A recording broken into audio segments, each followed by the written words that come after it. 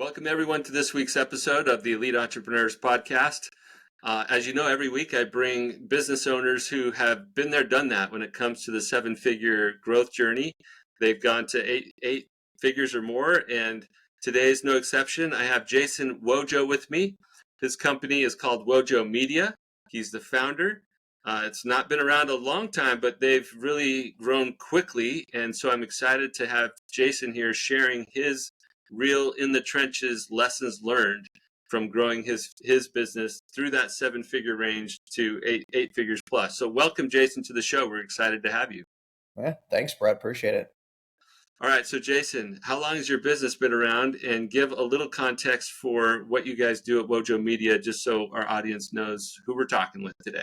Yeah, so Wojo Media has been live for 6 years now. I started when I got right out of high school because I'm very young, obviously.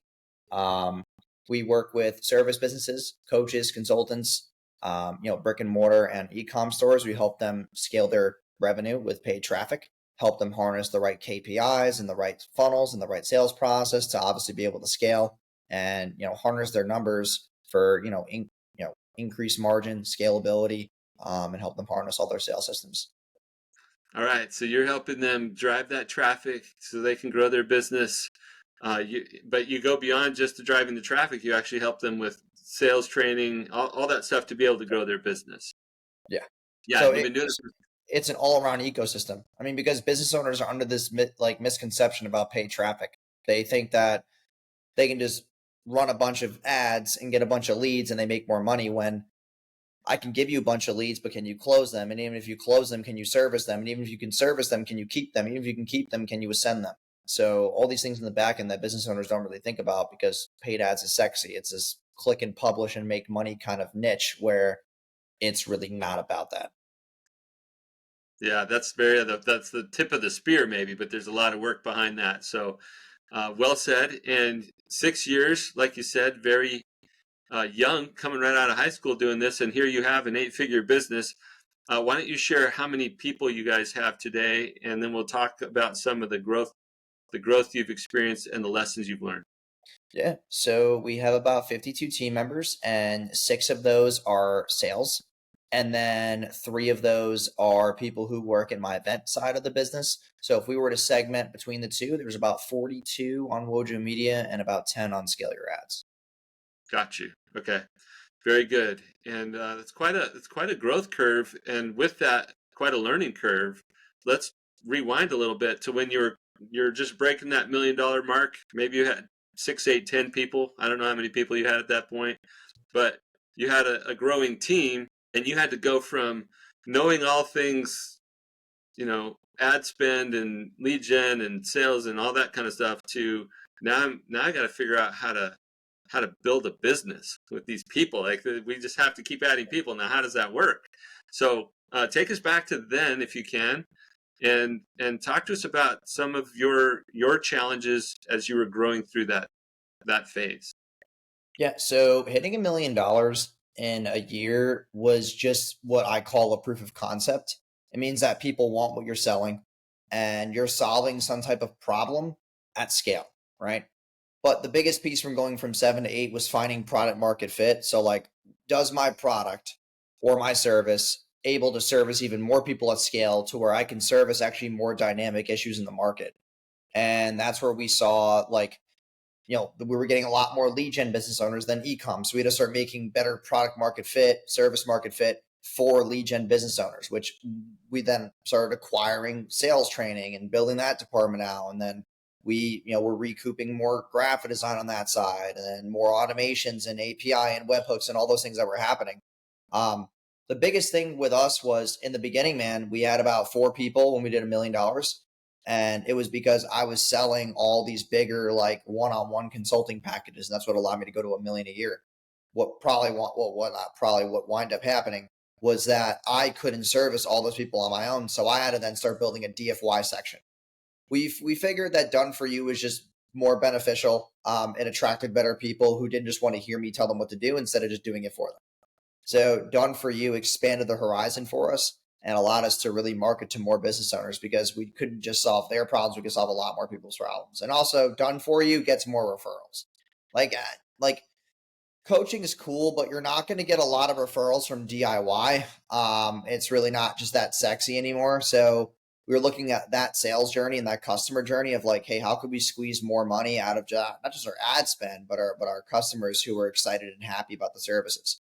And that's where things really revolve for us. So building out done for you required teams. It required strategy leads, marketing managers, account managers, copywriters, developers, media buyers, assistant managers. Like this whole hierarchy happened too. Um, so just to kind of like branch off that, it was how do I replace myself? And when we do create this product that is market fit, how do I put the right team together to obviously make that work? The thing that I messed up on in the beginning, when people are hitting 1 to 3 million a year, 3 million is where most of the break point happens. And the break point's usually in people. And that business owner is struggling to give away their systems and they just didn't do it in the beginning. So my biggest mistake when I was trying to scale was I never recorded or did Google Docs and like that on the things that I was doing. Like I never did an SOP before. I never thought that that was important. I would just hire somebody and be like, yeah, like just do it, figure it out. And yeah, that definitely didn't work. So like that's my big piece of advice so far is like if you're someone who's making $1 million a year, 2, 3 million, and maybe you have like under 15 staff, really start like I would take a step back and scale down, right? So don't run a lot of ads right now. Don't try to do a lot of acquisition and just really cement like who your actual leadership roles are, what their duties are, responsibilities, and how do you relay that to new people? Because you think about going to 7 figures, people are building marketing funnels. And how do I get more leads? How do I get more acquisition? Now where we're at 8 figures, we built a hiring funnel. Like we built a funnel to spend money on so we could pay people more. Like it's just a Right. complete switch. And like that hiring funnel was hands down the hardest thing we ever had to build. Like getting leads in the door is the easiest thing, but getting new people in your ecosystem and giving them SOPs and training them and getting them up to speed is probably the hardest thing because you're not just building a team anymore. You're building, morals. You got obviously ethics. You have, goals. You have to make sure that they're getting paid what they want. And also you have to make sure that they're incentivized to grow and they can see the new roles in the company. Like so many things have happened from, crossing that $3 million a year mark. I love the way you described that, Jason, because you went from talking all about client journey, product market fit or service market fit, and you went like you were a technician who was figuring all of that out. And then as you realized the only way to growth is by adding a bunch of people, then you saw that sticking point that usually happens somewhere between 1 and 3 million, certainly not going to get way past 3 million if you haven't figured this out, is that you went to like the employee journey now instead, or the team member journey, or like however you want to talk about that. And that transition sticks a lot of people, and they hit this ceiling and they're like, oh, I can't do it all anymore. If I want to grow, I'm going to have to do that with people, and I'm not sure I can figure that out. And I hear a lot of people say, I don't know how to be a leader, or I've never done this, but they didn't know how to do consistent lead generation before either, and they figured that out. They didn't know how to write good copy to prospective clients, but they figured that out. And now we're just changing it. We're just changing it to let's write great copy to prospective team members that Yeah. match who we are, right? Our purpose, our values, our work ethic, all of that needs to be in the copy that we're writing to, in this funnel for new team members. And you described that very well. So thank you for doing that. It was awesome. Yeah. Yeah. I mean, the biggest thing too is like business owners who want to become leaders, like they try to sit behind the computer and have a marketing funnel because it's easy to do acquisition. It's easy to sit there and be like, yeah, let's write copy. Let's do a funnel. Let's run an ad. Cool. We're getting leads. Okay. Sales team. How are you guys doing? What's the KPIs? Are you guys driving revenue? Like what's the cost per show? All this stuff. Right. But becoming a leader is a whole different animal. And that's a skill set that I had to literally like pay tons of money to learn because I didn't realize that those things mattered. Like it was so hard for me to go from, because most entrepreneurs, man, when they first start, they're all introverts because we don't like the corporate world. We don't like, all that stuff. Like all that stuff is just like fuzz to us. So being an introvert causes us to have to grow out of our shell. And dude, it was so hard for me, like being in a room and speaking with tonality and like getting people to be a part of a mission and like our mission statement and our core values and all these things that was so difficult. The biggest thing that helped us out though was like me having a brand. So some people out there might be introverts and they want to hide behind the camera. I mean, the only piece of advice that I can give you is that if you want to be a leader, you have to do a couple of things. Number one is you have to be like this personal brand person that attracts the right clients and like A-level leadership into your business. So that's what I did. Like, I'm not very good in the whole leader sector, but I'm good in like magnetizing the right people because they want to be a part of something bigger than themselves. And if you can't show them that, then they're just going to find somewhere else where someone else was able to develop that kind of ecosystem for them to grow. So we have a good brand. Like I have over 1 million followers on Instagram. We were able to attract the right people. And then also I built an event business because one way I was like, hey, how do I get more people to be like not so virtual anymore, but also attracted to what we're doing at a personal level? Let's run events. Like let's invite the team members in. Let's have a fun weekend. Like let's build team like building activities.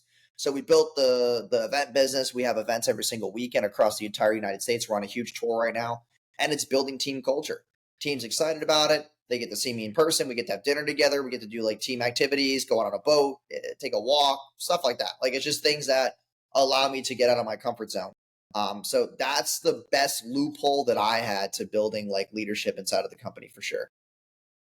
Well, I like the way you're describing how your transition to leadership was required if you wanted to keep growing, and you talked about a couple different roles. One is, what I think you characterize as the leadership piece, which is maybe the internally focused, how do I lead these people? But you talked also about the magnetism and how do I create this branding thing externally to attract not only the right clients but also the right team members to the ecosystem that you're creating. And I want to tease that apart a little bit more, Jason, because there are some people who might listen to that and say, I'm not going to get 1 million followers on Instagram. I'm not good at, nor do I care about that whole branding thing that Jason's talking about. So can I even do this? And what I'd like to at least offer up as a possibility is that like you can be great at what you're great at. Like there are different styles of leadership, but you do need to learn what needs to happen, and then you surround yourself with others who can help you make that happen. So if Jason weren't good at branding and he were good at like more of the internal leadership stuff, then he would get a really good marketing leader, a really good branding person, and help him do that. But Jason happens to be really great at that stuff. And so he shared with me before we started that you recently hired a key leadership role. You want to talk about that? Yeah, so recently hired a CEO to take over all like ops and decision making and also like hiring process because the problem that I was having was that dude, I was so good at marketing and funnels and like trying to find people, but what I wasn't good at was like people in general. I wasn't clearly new. Like I love podcasts, but you have to know your zone of genius. Like my zone of genius was building funnels and getting clients. Like that's my thing. Just leave me in a room all day and I'll grow your business like you've never seen before. But if you put me in a funnel where I have to hire people and talk to them, like I'd rather not. It's just something where like I'm not good at that. Like where do you see yourself in the next 6 years? Obviously making more money, but I didn't see that like people cared more about money. I just didn't realize those things because I'm so young, dude. It's tough. So I was like, all right, I got to find somebody who's good at ops, who understands hierarchy, who understands like motivating team members, who understands team. Like that was something that I had to replace. So now Yeah. my time is so freed up, man. And that's the thing too, though, is that if you're not a good leader, unfortunately, like for your margins, you just get to spend more money to find people with those skill sets. So like if you're not this omnipresent person who has the leadership, who can do HR, who's very good at, like not just people pleasing, but like overall the motives of people, you're unfortunately gonna have to spend more money on payroll to find those key roles.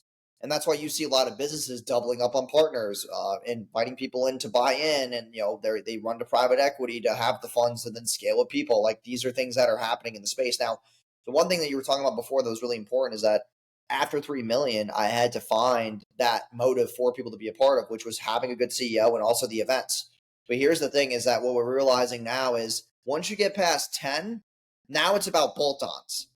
So it actually helps employees be more motivated. So like 10 million plus is where you now have like good systems and people and leadership, but now you need to bolt on new traffic sources and like bolt on partnerships to where you can offer more services. So like that's the biggest thing that we've seen too is that yeah, I could run an ad agency and I can get to 10 million, but like what about a video agency? What about SEO agency? What about all these things that I can bolt on that will make it more efficient, or like a sales training company, or whatever it looks like, right? Because you can only keep things internal for so long. Or if you want to grow past 25, like that's where you're going to really need to have all those things in house, because you can't just be allocating the 10 to 25 million just on like affiliate partners or buying bolt-ons. Like that's where you start to inject a lot of cash and you can buy companies. So like that's what we're looking at, because it's interesting, because most of the time when you go past 10 million, it's all about data. Like data pays the bills at that point, and you're just leveraging data to scale.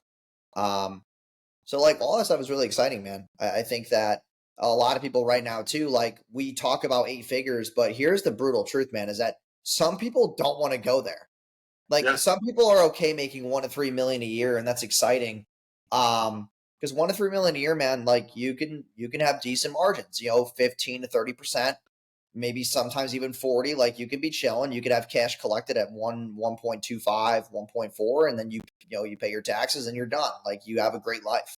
So it's something where you can have a very tight team culture too, because sometimes we start scaling and we're like, oh, like I don't get to talk to my team members as much anymore because I'm scaling so deep. But it just depends on like who the person is, like what they want out of it. Yes, that's so key. What do you want out of it? If what you want in your life isn't served well by this business as it keeps growing, or as it is now, then we got to make some choices. So, um, I I want to rewind a little bit to one more time about the leadership thing, because I think it's key. You realized, hey, I'm really good at making it rain. I'm really good with some of this outside branding stuff, and I'm not as good with the leadership stuff. I'm not as experienced with that, and I need an experienced leader to come in and help me do this part. It frees me up to go do a bunch of business development, or new idea creation for our business, but I need some help. And so you decided to bring in a CEO. Some people who are listening don't want to give up that CEO position, and that's fine. But maybe you need to bring in somebody from the outside who's going to help you with that branding piece. Yeah, I mean, I think the biggest thing with the CEO thing is I think people just don't want to give it up because it's a cool title. Like they just have this ego about it. They're like, oh, like if I give up CEO, then who am I anymore? Like, what's my identity? Am I Yeah. can't say it when I'm online. I can't do this. And I was like, I'm not gonna lie, I had a little bit of a problem with it because I was a CEO for so long. It's an identity crisis when you're trying to be like, all right, like I don't want to be this person anymore. I have to kind of change. But then what you don't realize is that all the growth and all the more important things that you're good at are all on the end of you replacing yourself and getting into your zone of genius. And that's what I had to realize. Like my ego was so big about being CEO. I was like, oh, I built this thing. And then I realized, like, dude, I can't grow any further because I'm just not good enough. And we have to realize that as business owners that we're not good at everything. We have to delegate and obviously allocate our right time and resources into things that we're, like things that we're good at, and pay for things that we're not good at. And that's just it. Yeah, Like that's just it, it. that's Zone of it. genius. And that's not to say that if you're introverted that you could never do some of the things Jason talked about externally with your branding, but it's less likely, or it might take a lot of time and energy and expense to get there. Whereas if you partner with somebody or hire somebody, that is going to help you get there faster. So it is an ego thing, though, Jason. I love the way that you just shared that. It's like, man, at first that kind of hurt to think, like I need some help here, but you overcame that, and now you guys are growing because you're in the place where you're amazing. So that's good, really good. Anything else you wish you knew as you were going through that 1 to 3 million phase, or even from 3 to 10, that you're like, man, that was such a key lesson that I learned? Once you get past 1 to 3, then it's about like once you figure those things out with your systems and people, the only intrinsic thing in your business that you need to spend money on that's not a direct ROI is just networking. Mm, Like on top of this podcast, I probably spend 20 grand a month on just like events and getting on bigger podcasts and getting placements in press and all these things that are getting me in bigger networks, like masterminds. I'm in a couple of masterminds. Like when you go to events and you fly to different places and you travel and you're in the right rooms, like you will intrinsically find more money and you'll be able to pull more money out of a room because of the people that you know. Like these podcasts, all the things that I've done have allowed me to connect with like really cool people. Like not everybody is meant to partner with somebody that they have on a podcast with, but I mean, dude, just revenue wise in general, the last 3 months that I've just been doing podcasts and speaking at keynotes and stuff, dude, our revenue's grown by like easily 20 something percent just from doing all like the podcasts and speaking and networking and like, oh, this person, yeah, okay, you want them to run your, okay, yeah, I know Wojo, he runs ads.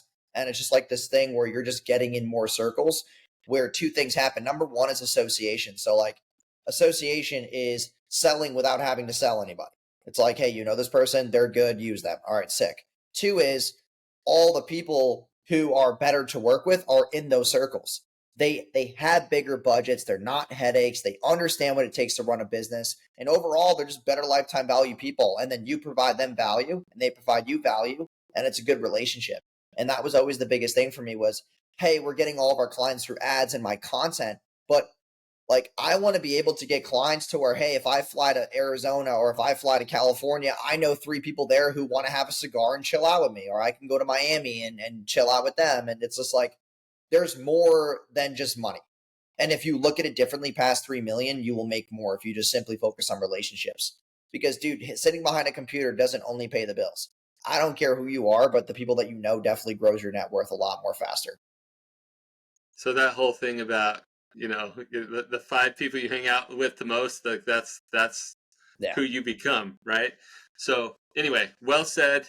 Uh, I, I've been calling you Jason because that's your first name. You referred to yourself as Wojo. Uh, However you like to be called, your lessons in a relatively short period of time were very, very helpful for those who are going through that. So thank you for spending time with us today. Uh, Wojo, how do people find you? You got 1 million followers on Instagram, but if they want to learn more about Wojo Media or connect with you, how does that happen? Yeah, so there's two options that they can take. One is they can just go to www.thewojomedia.com.